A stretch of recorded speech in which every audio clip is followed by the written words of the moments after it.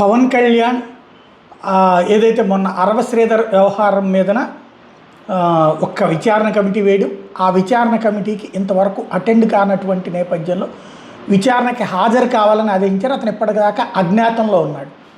అదే సందర్భంలో తెలుగుదేశం కూటమి ప్రభుత్వంలో ఉన్నాం మన నాయకులు ఆ కూటమి ప్రభుత్వంలో ఉన్నామన్నట్టుగా వ్యవహరించట్లేదు అంటూ ఆగ్రహం వ్యక్తం చేశారు.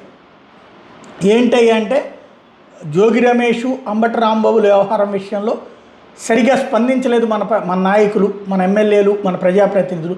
నేను కష్టపడి పార్టీని ఈ స్థాయికి తీసుకొచ్చాను, తీరా చూస్తే బాధ్యతగా ప్రవర్తించడం, నేను దాడుల్ని సమర్థించట్లేదు.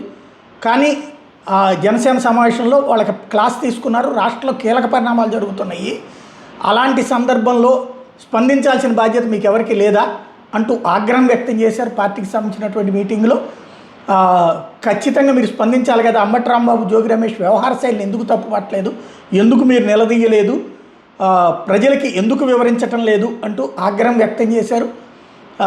దాడుల కల్చర్ని మనం సమర్థించక్కర్లేదు, దాడుల్ని ప్రోత్సహించడం లేదు, ఇళ్ల మీద దాడుల్ని.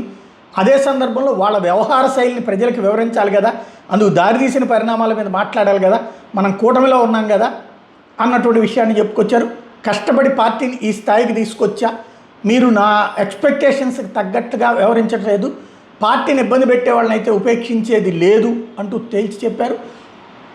అదే సందర్భంలో అరవ శ్రీధర్ వ్యవహారం మీద జనసేన విచారణ కమిటీ ఏర్పాటైనటువంటి విషయాన్ని గుర్తు చేశారు. విచారణ కమిటీ ఎదుట హాజరు కమ్మనమని అరవ శ్రీధర్కి ఈ సందర్భంగా కీలకమైనటువంటి ఆదేశాలు కూడా జారీ చేశారు.